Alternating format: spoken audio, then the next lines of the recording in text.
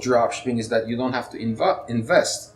But the con of dropshipping is that the price will always be more expensive, and not to mention that you have to be an incredibly good salesperson or a marketer because there are 100 other people that are using the same dropshipper, correct? Exactly. So let's talk about that. I mean, how do you compete with those people? What can you do different? It's tough. I mean, like you said, you're already paying for the product, the picking fee, the shipping, and now what is left for advertising costs? Mm-hmm. How are you going to get that product out there to compete with these other individuals that are selling the same product? Mm-hmm. You're only going to decrease your profit margins more. Yeah. So it's very difficult, very difficult. I think there's just no magic trick here. You at the end of the day, you have to invest into your company. You have to invest into your marketing budget. And like you were saying, perhaps today, because the market is so competitive, dropshipping makes less and less sense. Yeah. So the only way dropshipping will make sense is if I know a supplier or a brand that's up, that is up and coming, and my uncle works there, or I've been working with this company that never sold online for years, and they love me, and they say, hey, why don't you sell our products online? So only that kind of a deal will make sense from a dropshipping standpoint. But the trick there is they have to be set up for dropshipping, right? Yeah. Now, let's talk about the reverse side of things. If you are a brand and if you are manufacturing products and if you want to sell more of your products, you can go list it on Amazon. Amazon takes 15 to 30%. You go sell on eBay. It's hard and competitive. You can do a website and pay for pay-per-click. You're going to end up paying $4, $5, $6, $7 a click.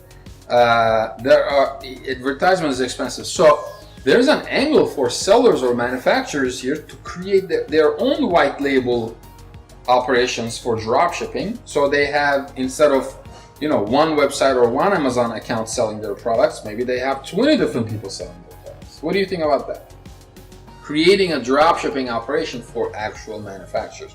Do you think it's viable? It's worth it for them to create that setup in their warehouse so they can dropship for people?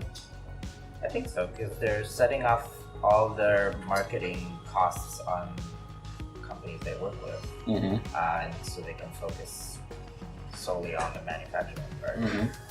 What do you think? Have we had any clients that created white label structures? Yeah, we've had one.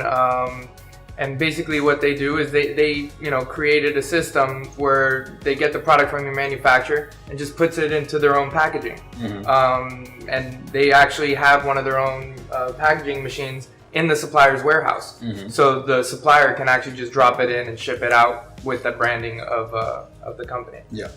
So the biggest problem again for dropshipping for sellers is the price point as well as the competition. Now, I actually got into e-commerce with a dropshipping website. That was back in 2004.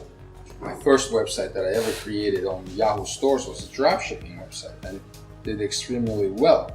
But if I tried to do a dropshipping website today, even though I have a team of 40 people and I have a marketing department and a development department, I still wouldn't get into a dropshipping business unless I have an incredible relationship with somebody that's going to say, hey, here, sell all these products and I'll give you a break because I know you're a good marketer and you're my son-in-law or you're my whatever, you're my niece, right?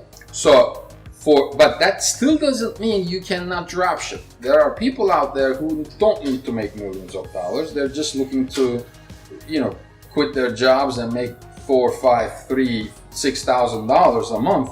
I think dropshipping can still be viable, but you have to find that niche product.